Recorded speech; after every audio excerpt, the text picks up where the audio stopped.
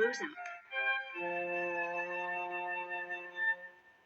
There was great excitement in the forest because all the animals had just heard a wonderful piece of news.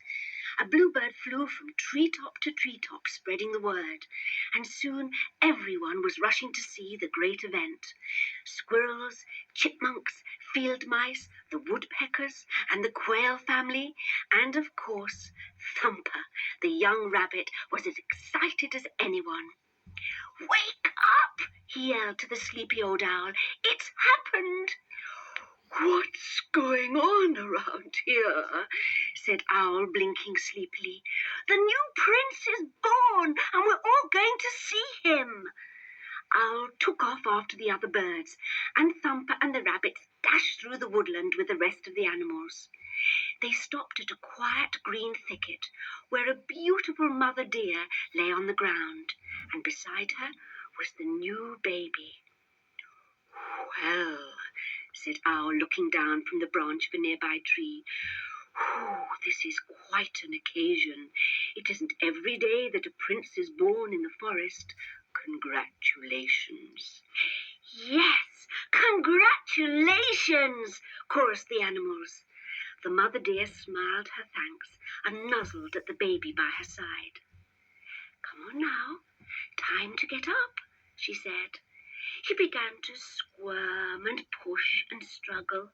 "Look," said Thumper, "he's trying to stand." The little fawn got to his feet and swayed about very unsteadily on his spindly legs. "A bit wobbly, isn't he?"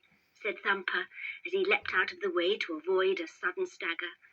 "Oh, Thumper," said the mother rabbit, "don't be so unkind."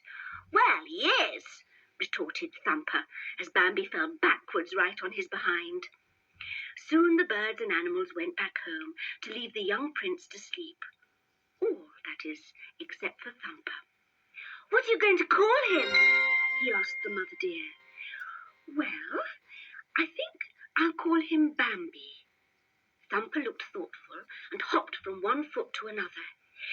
"Yes, I expect that'll do," he said cheekily, and scampered off.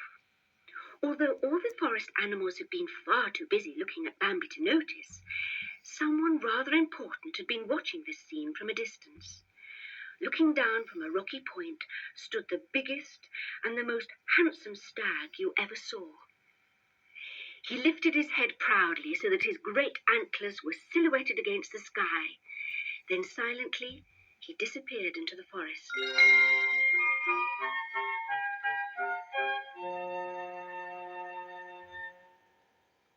Bambi soon learnt to take his first steps and began to explore the forest.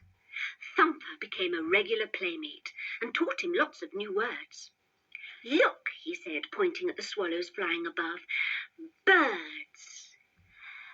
"Bird," tried Bambi. Then he saw a beautiful butterfly flutter down onto his tail. "Bird," he crooned again. No, said Thumper. "They're butterflies.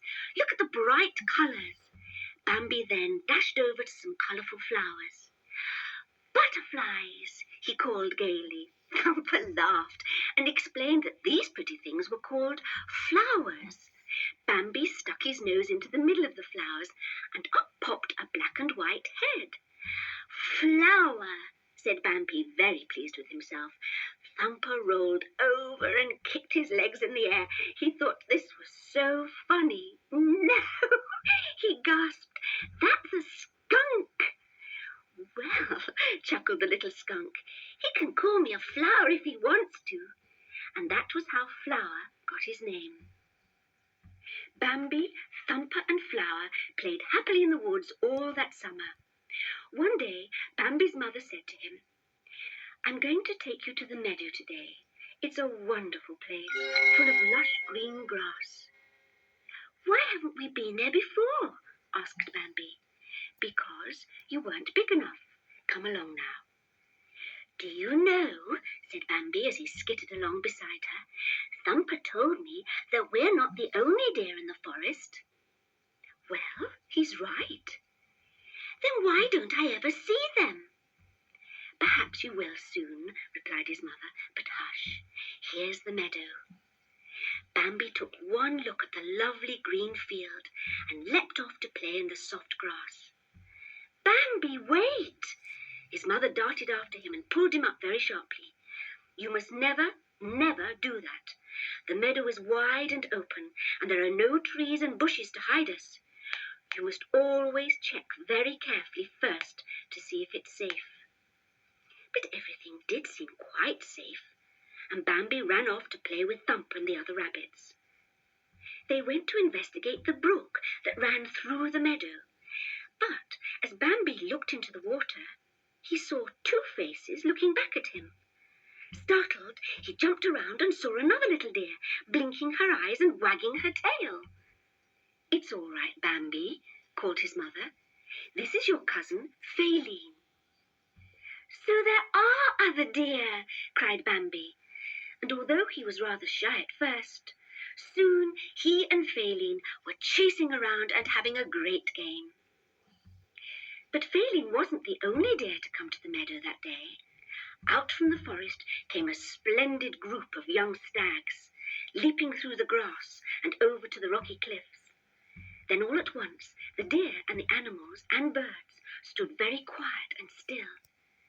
As if from nowhere, the great stag himself had appeared. He stopped right beside Bambi and looked down at him for a moment. Bambi was quite spellbound with admiration. Then the stag tossed his head and walked off, his antlers held high. Mother, called Bambi, he looked at me. But why was everyone so still when he came? Because everyone respects him.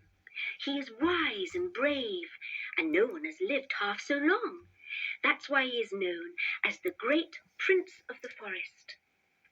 Just then the birds began to shriek and clamour, and Bambi's mother lifted her nose to the wind. Quick, we must run to the safety of the trees.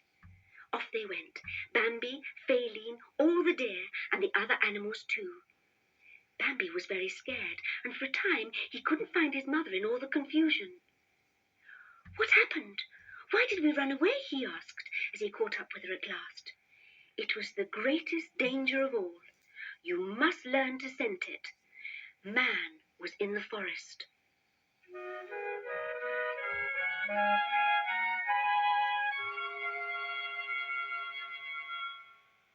Summer turned to autumn, the trees became bare, and soon winter settled upon the woodland. Bambi saw his first snow and had a wonderful time with Thumper, skating on the frozen pond. But many of the forest animals had gone to sleep, and soon Bambi realized winter was not such fun after all. The ground was frozen, and there were only a few bits of bark from the trees to eat.